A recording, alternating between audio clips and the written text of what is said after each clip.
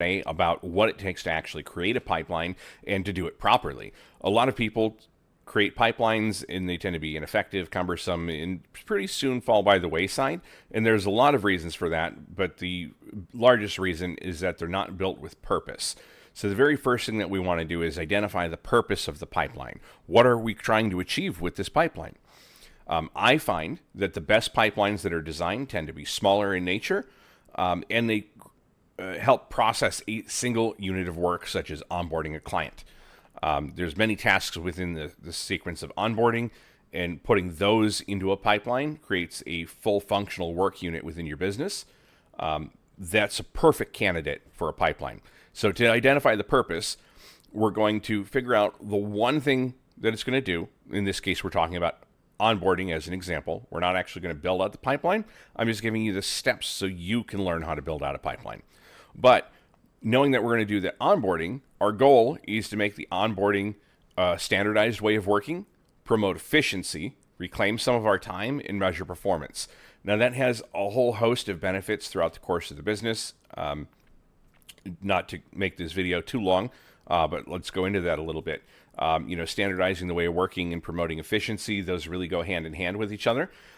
If you're promoting efficiency, that means you're increasing the amount of work and output that an employee can do.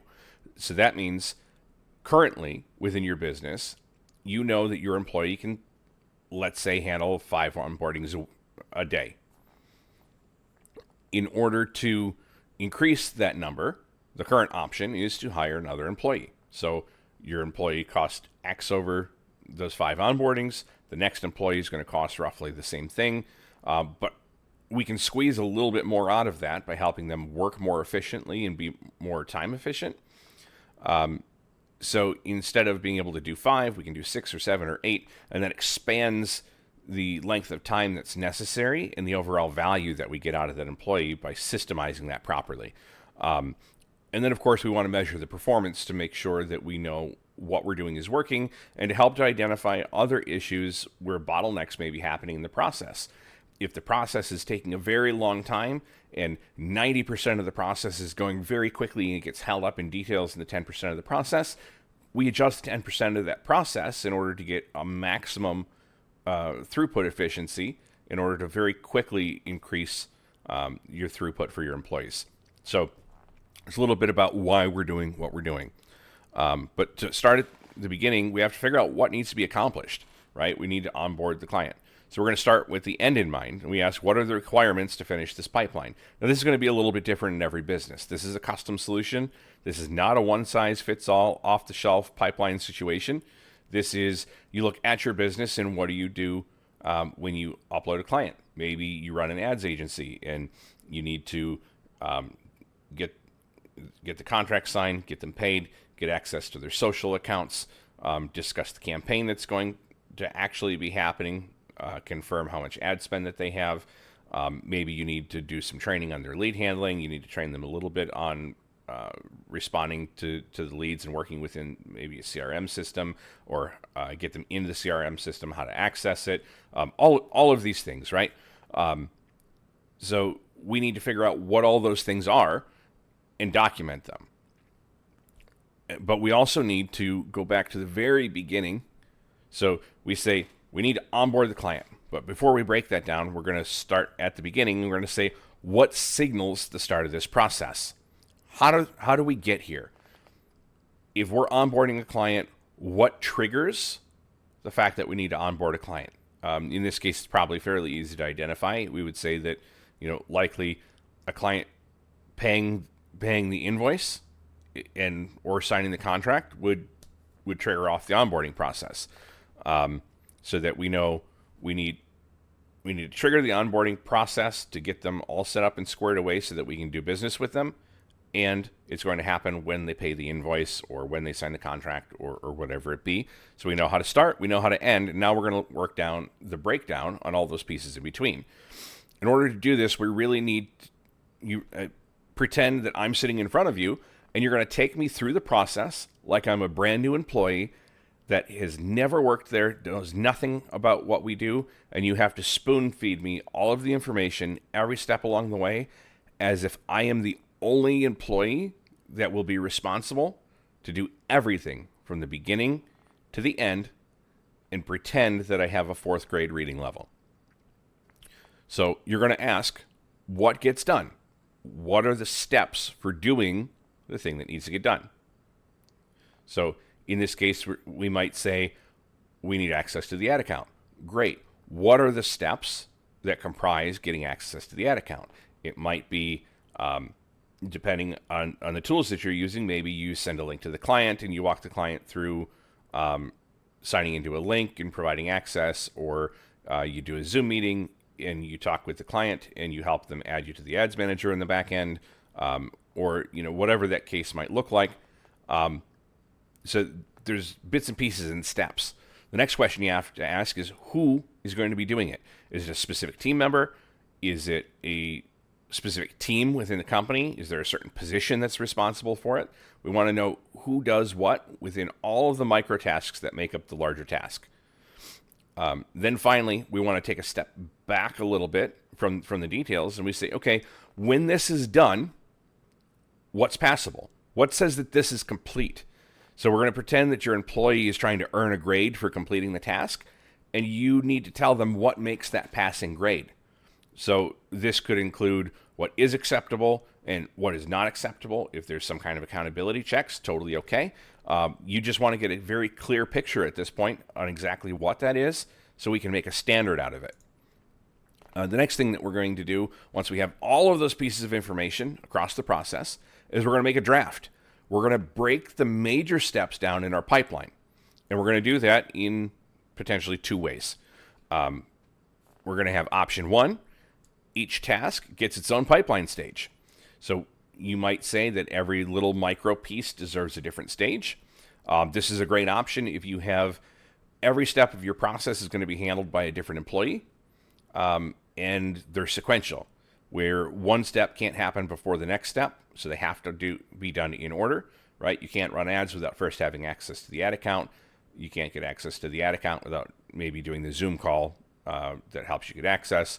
All of those types of things. So the other option is grouped work units. Grouped work units tends to be good for when you have multiple people working in tandem to complete something. Let's say we're doing a pipeline for the onboarding, and we have 3 different employees that are responsible, each for a different task within doing that, but the tasks are not a precondition for the next one. So I don't have to complete task A before we can do task B, before we can do task C. All those tasks can be done together. So we would create a grouped work unit pipeline stage, and then we would assign the tasks to the employees that are responsible for those tasks. So this is just a draft. You're going to go through it. You're going to make your initial layout, and then you're going to start at the beginning and physically touch one card, go through the entire process in your head, eyes closed if you need to, as to what happens as if it's happening in your business and you're sitting and just watching all of it happen.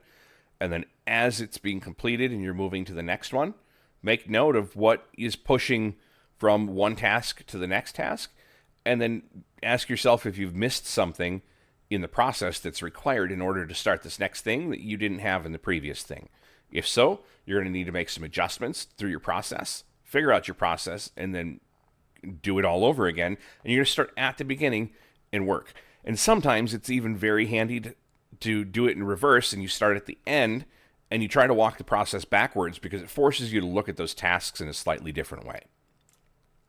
The next thing we're going to do is we're going to finalize the pipeline. Once you've worked through it and you're confident that it's right, now this is not going to be the end-all be-all. We are going to need to battle test this pipeline, and we do that by actually giving it to employees, letting them work through the process and figure out where there may be holes. I find the best people to help identify the process of what needs to happen and what is happening is to go to the employees that are responsible and ask them to walk you through and teach you how to do the tasks that they're doing, and then document and pay attention. Because they're so familiar with doing the task, there's a lot of times that they're going to do the tasks and they're not going to think twice about the fact that they're doing it. It's become automatic as a part of their job, and it doesn't register as a piece of information that we need to relay to somebody else to be successful doing the same thing. So go through the process, test it with your employees, but we're going to say we're going to finalize this pipeline stage so we are able to build it out. Now you're going to create SOPs and expectations for each of these stages so that you know, an employee knows, and you know, that when a lead is in a stage or a customer is in a stage or whatever the case may be, exactly what happens, when it happens, how it happens, who's responsible, what it looks like to complete it, and what it takes to move it to the next stage. When possible, you also want to be able to understand what the time commitments look like for each of the segments within that stage so you can set realistic expectations of the lead moving through the pipeline. And it's also going to adhere to the 4 golden rules that I'm going to give you when you build a pipeline. When you're done, your pipeline should be capable of alerting users that there's something that needs to be done. You wouldn't take a client on, sign all of the paperwork, and expect them to be onboarded, and then just never tell anybody that you signed the client or they paid an invoice and it needed to be done. They need to know what they need to do when they need to do it. You're going to remind users when something isn't done.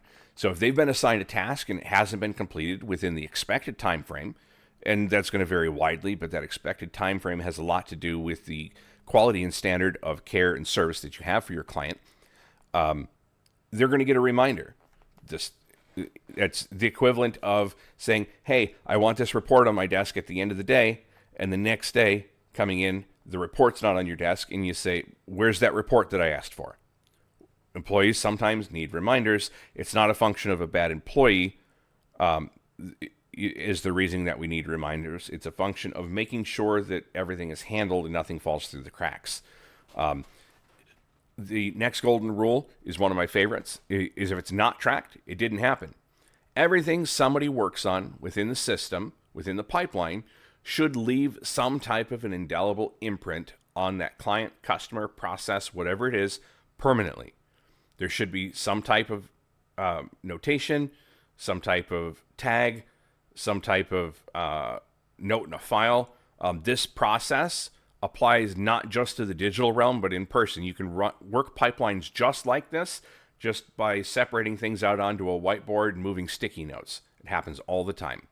So if it didn't leave some type of a notation on the customer file or something within the CRM system or some other way of being able to track it, if you can't go back 3 months to a year from now and say, when we executed this pipeline, what happened? Where did it happen? How did it happen? It didn't happen. So the next thing it brings us to, if you can't measure it, you can't improve it. And these last two really go hand in hand together, because usually you have to be able to notate a baseline to be able to tell where you are and to where it's being improved. This is not going to affect clients directly. This is going to affect clients in the iterations that you make in the pipeline and your process, making them much more efficient and more scalable. As you continue to measure it, you'll find little weak points and bottlenecks along the way in your processes.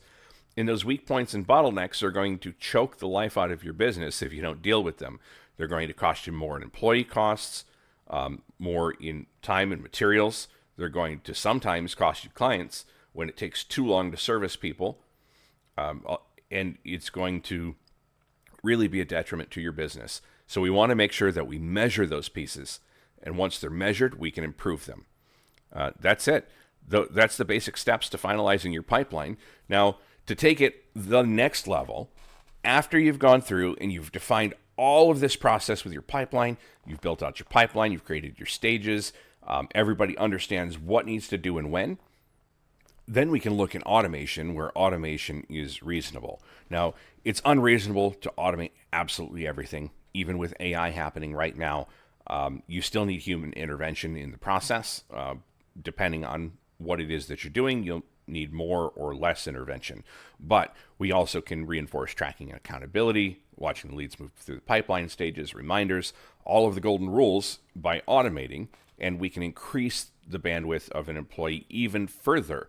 But we want to make sure that we have this pipeline clearly defined and it's comfortable and workable, because we don't want to be automating a horrible process that just makes you do bad things faster instead of good things faster. And good things faster is what we're after. So if you'd like more information about having me come in and do this within your business along with the automations, please feel free and leave a comment on the video, and I will reach out to you. We can get hooked up and we can have a discussion. Have a great day.